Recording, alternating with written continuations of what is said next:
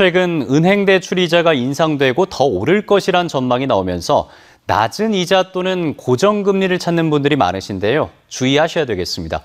저금리 전환대출을 해주겠다며 속여서 돈을 가로채는 전화 금융사기 피해가 잇따르고 있습니다. 부정석 기자가 보도합니다. 70대 여성이 20대 남성을 만나 휴대전화기를 건네며 서로 신분을 확인합니다.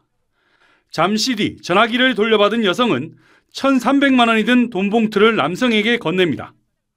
전화금융사기 현금 수거책인 이 남성은 전화금융사기 감시가 강화되면서 직접 현금을 수거한 겁니다.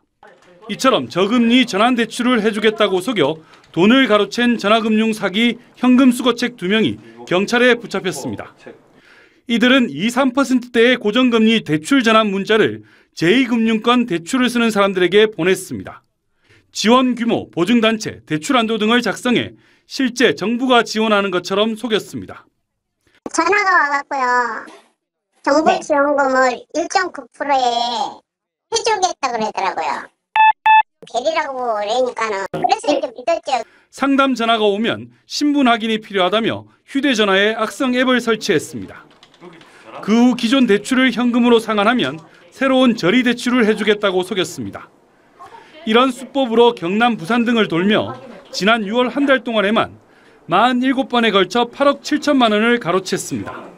앱 때문에 그 보이스피싱 조직들의 콜센터로 전화가 연결되게 돼 있습니다. 금융기관 콜센터와 연락을 하는 것처럼 이제 그렇게 속을 수밖에 없는.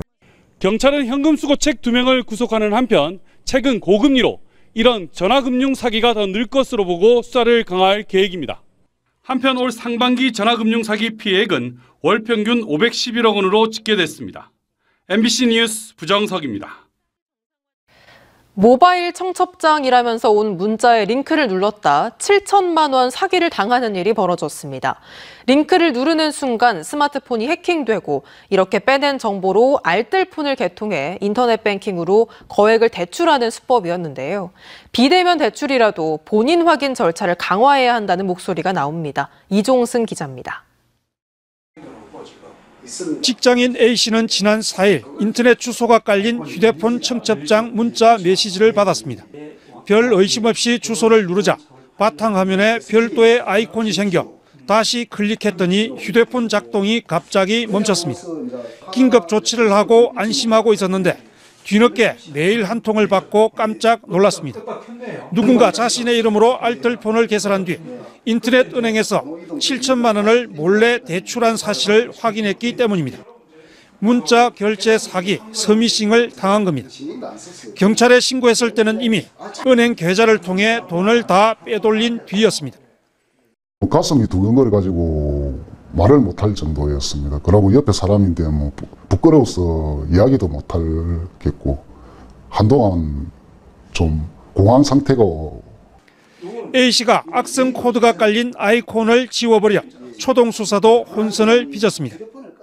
도경 사이버 수사팀이 이송 사건이 가능한가 여부를 갖다 도경에 물어봤고, 그 도경에서는 이제 그 코드 악성 코드가 이제 확보가 안 되기 때문에 이제 일선 서해에서 수사하는 게 맞다. 전문가들은 대면 확인을 하지 않는 인터넷 은행의 특성을 악용해 대출 사기를 벌이는 사례가 늘고 있는 만큼 대출 확인 절차를 강화해야 한다고 말합니다. 대포 통장과 다를 바 없이 기능할 수 있고 그래서 범죄에 악용된다면 규제든 또는 적어도 관리든 본인 확인이 될 수 있도록. 경찰은 출처가 확인되지 않는 인터넷 주소나 전화번호는 절대로 클릭하지 말고 바로 삭제할 것을 당부하고 있습니다. MBC 뉴스 이종서입니다.